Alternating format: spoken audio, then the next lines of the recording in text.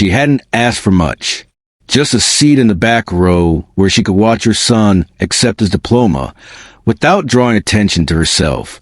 But when the security guard approached her during the processional, when he leaned down and whispered that her kind wasn't welcome at this prestigious private academy, when he started to escort her toward the exit in full view of 500 parents and graduates, something extraordinary happened.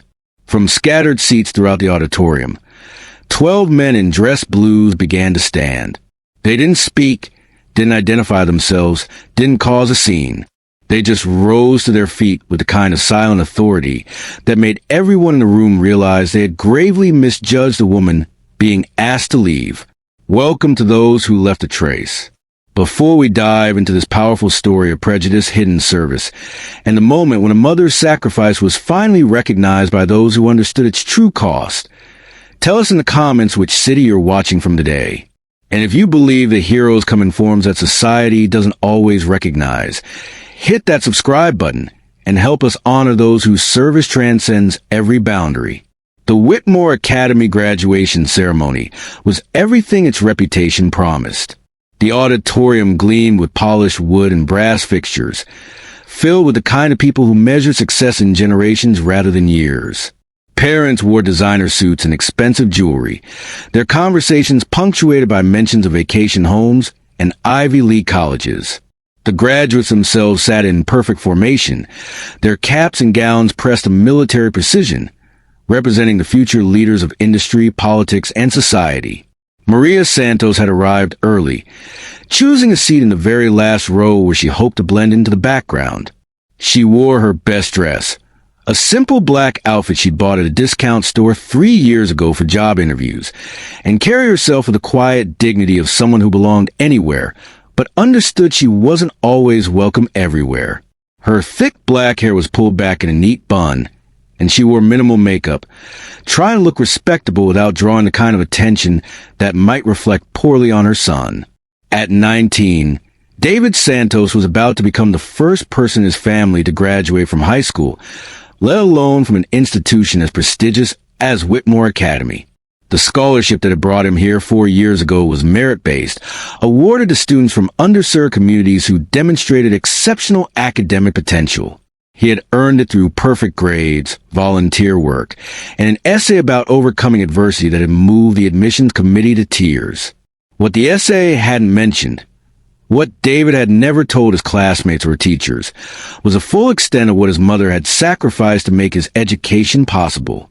They knew she was a single mother who worked multiple jobs to support her son's dreams. They didn't know that one of those jobs had required her to leave the country for months at a time, to serve in places that didn't appear on any public itinerary, to do things that couldn't be discussed in polite company or college admissions essays. Maria watched the ceremony begin with the kind of focused attention that had served her well during countless briefings and mission preparations.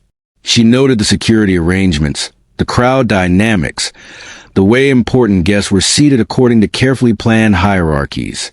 But mostly, she watched for her son's face among the sea of graduates, waiting for the moment when 4 years of sacrifice would be validated by seeing him cross that stage. The trouble started during the processional, when the graduates were filing into their seats and parents were settling in for the long list of speeches that preceded the actual diploma presentations. Maria was reading through the program, looking for David's name among the honor roll students, when she became aware of someone standing beside her row. The security guard was young, probably in his 20s, wearing the kind of uniform that suggested private security rather than public safety. His name tag read Johnson, and his posture carried the swagger of someone who had been given authority over others for the first time in his life. He stood there for a moment, clearly trying to decide how to approach what he apparently considered a problem. "Excuse me, ma'am," he said finally, his voice low but audible to the people sitting nearby. "I'm going to need to see your invitation." Maria looked up at him calmly, reaching into her purse for the graduation invitation that David had sent her weeks ago. The envelope was slightly creased from being carried in her purse, but the invitation itself was pristine, printed on heavy cardstock with the Whitmore Academy seal embossed in gold foil. "Here you go," she said, handing it to him with the same composed manner she had used when presenting credentials at countless checkpoints throughout her career. Johnson examined the invitation with exaggerated thoroughness, turning it over as if looking for some sign of forgery or alteration. Maria waited patiently, aware that the people around her were beginning to pay attention to the interaction, their conversations dying as they focused on what was happening in the back row. "This invitation is for a David Santos," Johnson said finally, as if he had discovered something suspicious. "That's my son," Maria replied. "He's graduating today." Johnson's expression suggested that he found this explanation inadequate. "Ma'am, I'm going to need to ask you to come with me. There seems to be some confusion about your attendance here." The words hung in the air like a challenge, their implication clear to everyone within earshot. Maria felt a familiar tightening in her chest that came with being questioned about her right to exist in spaces where her presence was unexpected. She had faced this kind of suspicion before, in restaurants and shops and government buildings where her appearance didn't match people's assumptions about who belonged. But this was different. This was her son's graduation, the culmination of sacrifices that had cost her more than anyone in this room could imagine. This was the moment she had been working toward for 4 years, through deployments and training exercises that had kept her away from David when he needed her most, through missions that had left her with scars both visible and hidden, through the kind of service that couldn't be explained to civilian guidance counselors and college admissions officers. "I'm not confused," she said quietly, her voice carrying the authority of someone who had given orders in life and death situations. "I'm David Santos's mother, and I'm here to watch him graduate." Johnson's face flushed slightly, whether from embarrassment or anger wasn't clear. "Ma'am, this is a private event for families and invited guests.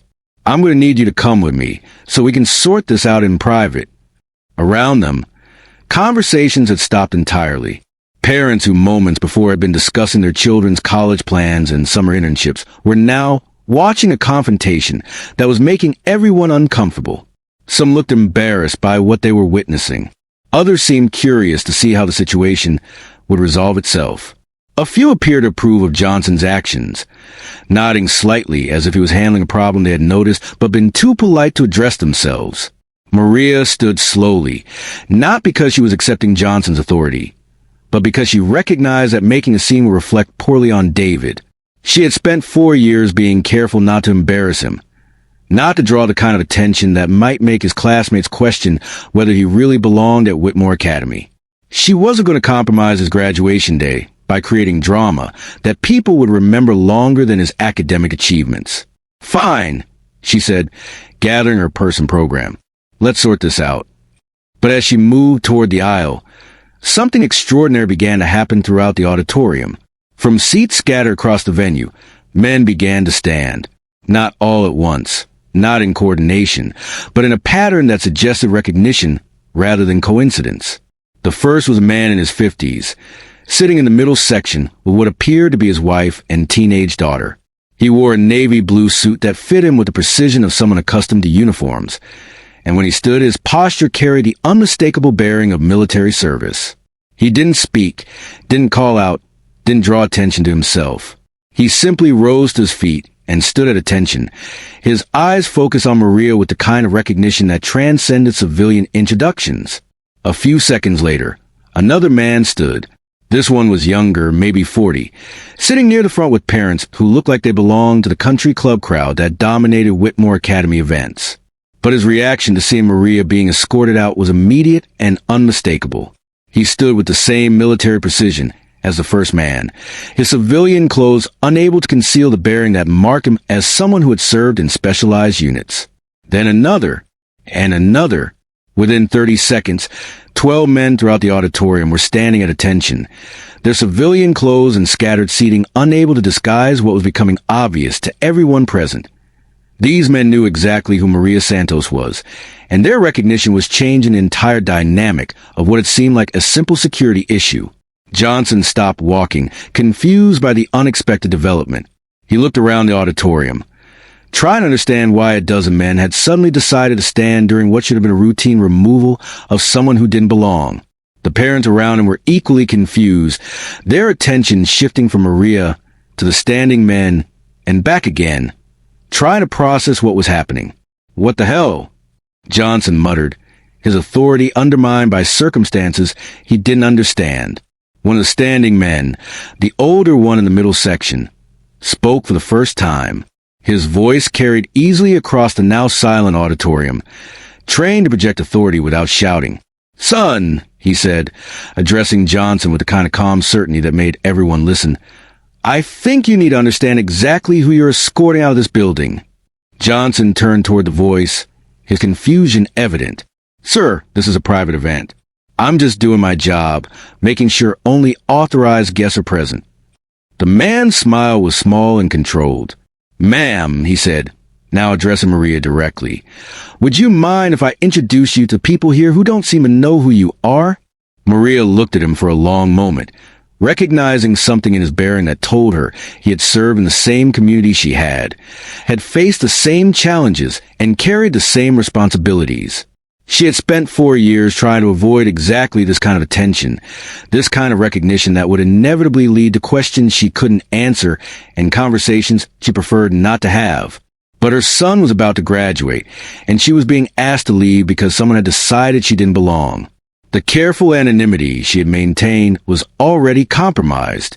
The question now was whether she would allow herself to be removed in silence, or whether she would accept the support being offered by men who understood the cost of the service she had given.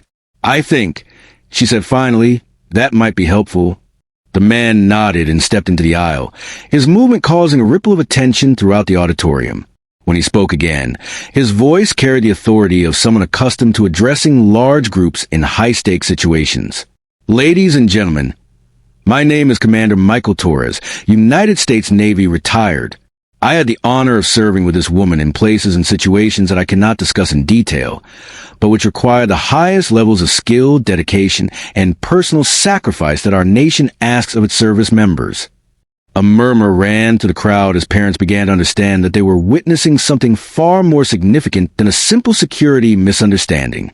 Johnson's face went pale as he realized that his routine removal of an unwanted guest had become something much more complicated. Commander Torres continued, his words precise and measured. "Master Chief Maria Santos served 3 tours in Afghanistan, 2 in Iraq, and participated in classified operations that directly contributed to American national security and the safety of our allies. She earned the Bronze Star, the Purple Heart, and commendations that I cannot name, because the missions that earned them remain classified." Another man, the younger one near the front, stepped forward. "Lieutenant Commander James Rodriguez, also retired. I can confirm Commander Torres's assessment. Master Chief Santos was part of operations that saved American lives and advanced American interests in ways that will never be publicly acknowledged. Her service record is exemplary, and her sacrifices to this country are beyond what most people will ever be asked to give." One by one, the other standing men identified themselves and their connection to Maria's service. They were careful not to reveal classified information, but their words painted a picture of a woman whose contributions to national security had been extraordinary, whose service had taken her to the most dangerous places on earth, whose sacrifice had included not just her own safety, but the normal relationship with her son that most parents took for granted. The effect on the auditorium was electric. Parents who had been watching what they thought was a removal of an unwanted intruder were now understanding that they had been witnessing something else entirely. The attempted removal of a war hero whose service had been invisible to them only because they hadn't known how to recognize it. Dr. Elizabeth Whitmore, the Academy's headmistress and granddaughter of the school's founder, made her way quickly down the aisle from her position on the stage. She was a woman in her 60s, with silver hair and the kind of presence that came from running an institution that shaped the children of America's elite. But as she approached Maria, her expression was one of mortification rather than authority. "Master Chief Santos," she said, using Maria's rank for the first time anyone at Whitmore Academy had ever heard it. "I cannot begin to express how sorry I am for this misunderstanding. Please, would you do us the honor of remaining for your son's graduation? In fact, would you consider joining us on the stage as our honored guest?" Maria looked around the auditorium, seeing faces that had changed completely in the past 10 minutes. Where before there had been curiosity, suspicion, and in some cases approval of her removal, there was now respect, embarrassment, and something approaching awe.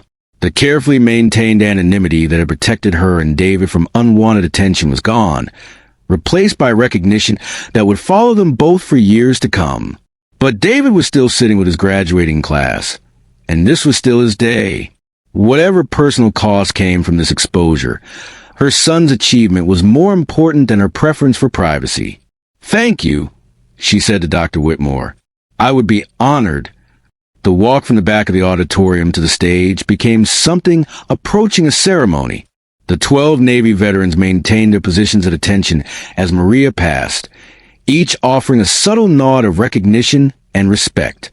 Parents throughout the venue stood as she walked by, their earlier indifference replaced by the kind of acknowledgement that comes when people realize they have been in the presence of someone extraordinary without recognizing it. Johnson, the security guard whose actions had precipitated the entire situation, stood frozen in the aisle, clearly understanding that he had made a mistake of enormous proportions but unsure how to rectify it. As Maria passed him, she paused for a moment. "You were doing your job," she said quietly, her voice carrying no anger or resentment. "But maybe next time, ask more questions before you make assumptions about who belongs where." Johnson nodded, his face red with embarrassment and what might have been shame. "Yes, ma'am. I'm sorry." Maria continued toward the stage, where Dr. Whitmore was waiting with an expression that mixed relief with genuine respect. The headmistress had run Whitmore Academy for 15 years, had dealt with parents who were senators and CEOs and federal judges, but she had never found herself apologizing to someone whose service transcended every category of civilian achievement she was accustomed to recognizing. "Master Chief Santos," she said as Maria joined on the stage, "would you be willing to say a few words to our graduates and their families? I think everyone here could benefit from hearing from someone who has served our country with such distinction." Maria looked out at the auditorium, seeing 500 faces focused on her with an attention that was both gratifying and uncomfortable. She had spent years avoiding exactly this kind of visibility, this kind of recognition that inevitably led to questions about classified operations and personal costs that she preferred not to discuss publicly. But her son was out there among the graduates, and this unexpected recognition was happening on his day, in his honor as much as her own. If she was going to accept the exposure that came with being acknowledged as a war hero, she could at least use the platform to say something that honored the sacrifices of all the parents present, military and civilian alike.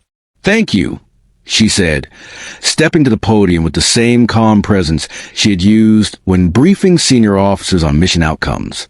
"I want to start by saying that I'm not here as a representative of the military or as someone whose service makes me special. I'm here as David Santos's mother, and that's the role that matters most to me today." She paused, looking out at the graduates who were staring at her with the kind of attention that teenagers rarely gave to adult speakers. "For years ago, when David started at Whitmore Academy, I was deployed overseas. I missed his first day of classes, his first football game, his first school dance. I missed a lot of things that mothers are supposed to be present for because I had made commitments to serve this country that sometimes conflicted with my commitments as a parent." The auditorium was completely silent now. Parents and graduates alike focused on words that were revealing the personal cost of military service in ways that most of them had never considered. But David never complained. He never asked me to choose between my duty to the country and my duty to him, because he understood that both were important.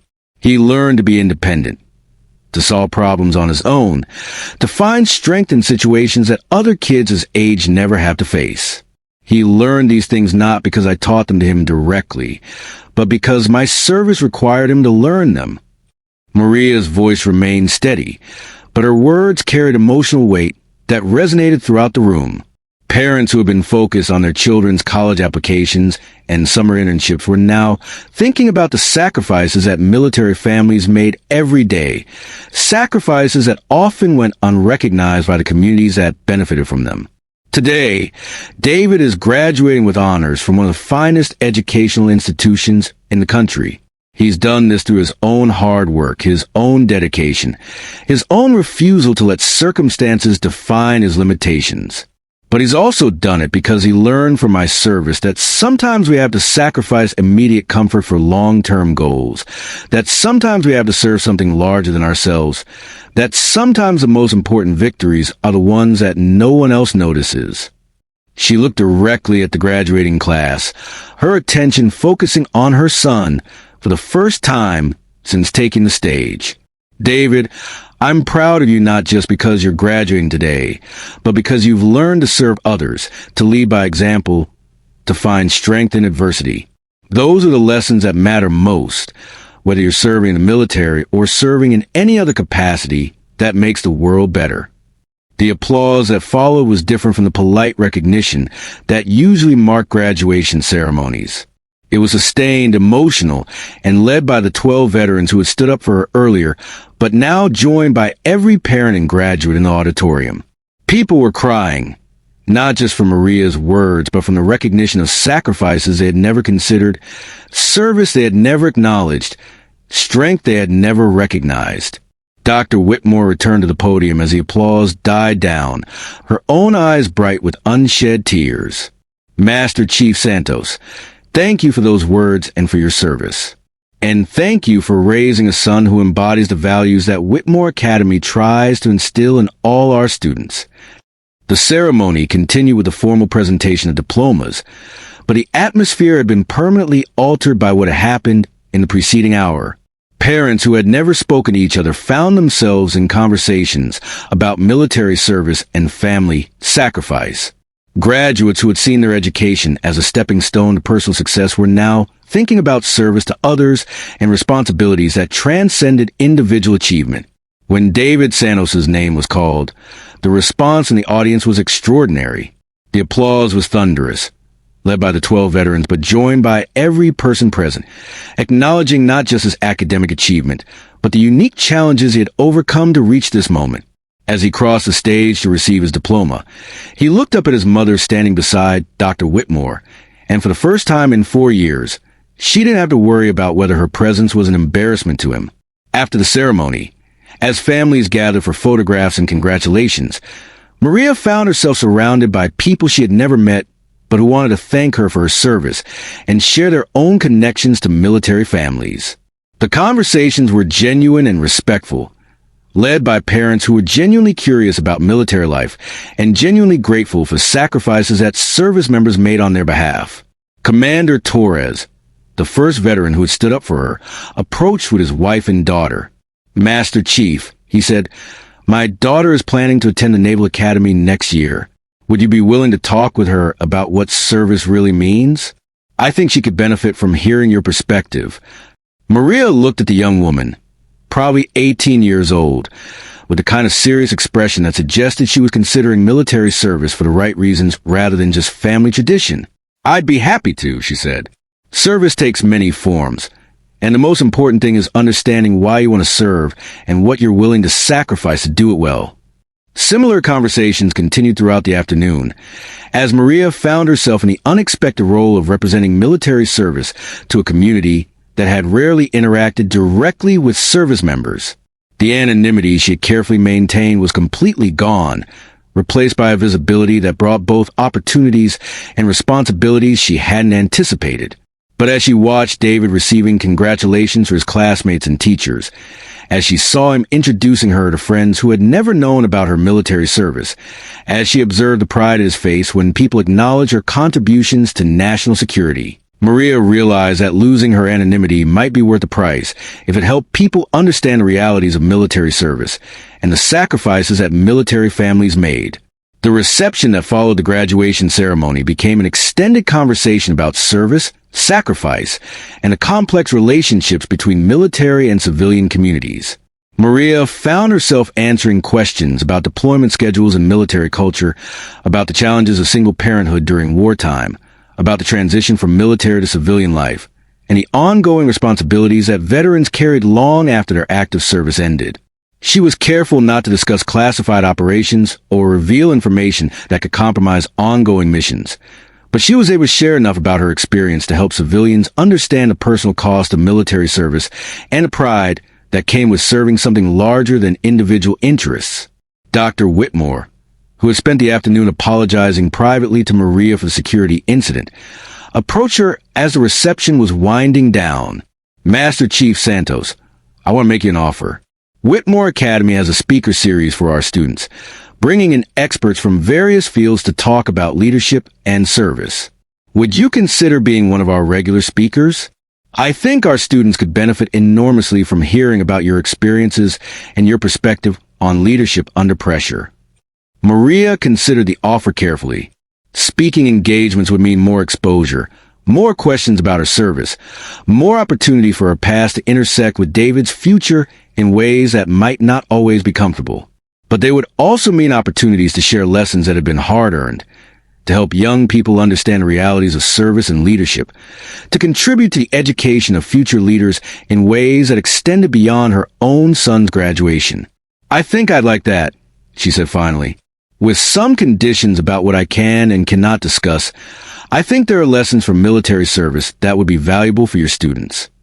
As the afternoon ended and families began to disperse, Maria found herself thinking about how dramatically her life had changed in the space of a few hours. The security guard's attempt to remove her from her son's graduation had exposed her to exactly the kind of attention she had spent 4 years avoiding. But it also created opportunity for service and education that she hadn't considered, ways to use her experience to benefit others while honoring the sacrifices that military families made every day. David joined her as she was gathering her things, his graduation cap tilted at an angle that suggested celebration rather than formality. "Mom," he said, "I had no idea that people didn't know about your service. I'm sorry you had to go through that with the security guard."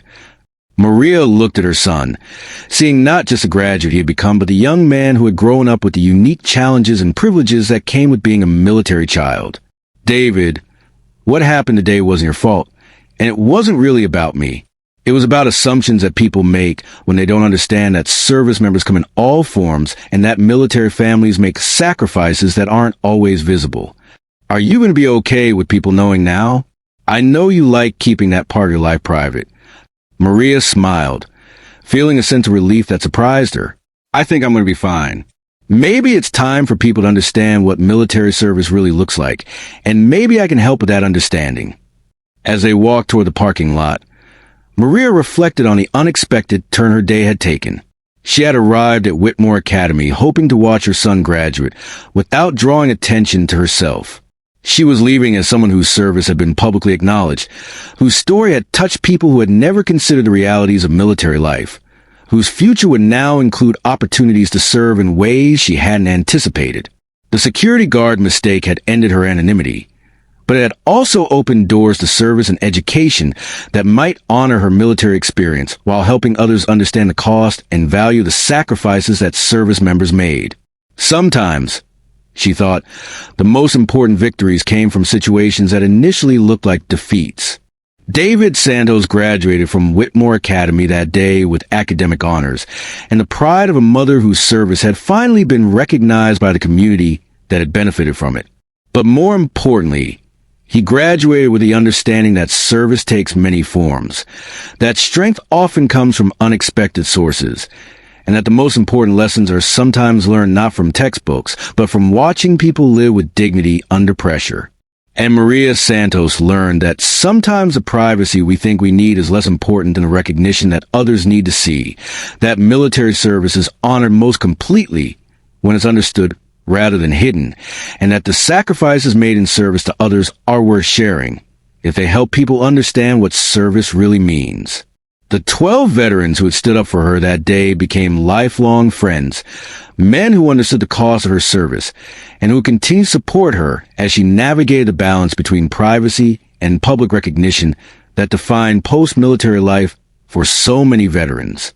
They formed an informal network of support and advocacy, helping other veterans transition to civilian life, while ensuring that their service was recognized and valued by the communities they had served.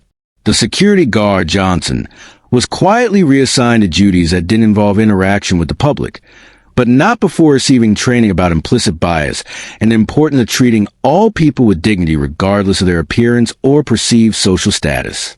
The incident became a case study in the Academy's diversity and inclusion training, helping future security personnel understand that assumptions about who belongs in elite spaces can lead to serious mistakes and public embarrassment. Dr. Whitmore used the incident as an opportunity to examine the Academy's culture and policies, implementing changes that made the institution more welcoming to families from diverse backgrounds and more aware of the service and sacrifice that military families provided to the nation. The speaker series that Maria joined became one of the Academy's most popular programs, with students eager to hear from people whose life experiences differ dramatically from their own privileged backgrounds. And David Santos went on to college with a deeper understanding of his mother's service and a commitment to his own form of service that honored both her sacrifice and his education. He studied international relations and public policy, preparing for a career that would allow him to serve the public good while drawing on the lessons he had learned from growing up in a military family. The graduation ceremony that began with an attempt to remove Maria Santos from the auditorium ended with her recognition as a hero whose service transcended every boundary of race, class, and gender that society used to define who belonged in elite spaces. It was a reminder that service and sacrifice come in forms that aren't always immediately recognizable, and that the most important victories are often won by people whose strength is underestimated until circumstances reveal their true character. Sometimes the most powerful moments come not from planned celebrations, but from unexpected confrontations that force people to examine their assumptions and recognize the extraordinary individuals who walk among them every day, serving in ways that society doesn't always acknowledge or understand. Maria Santos' graduation day became one of those moments, a reminder that heroes don't always wear uniforms, and that the most important battles are sometimes fought not in distant countries, but in the everyday spaces where dignity and respect are either given or denied.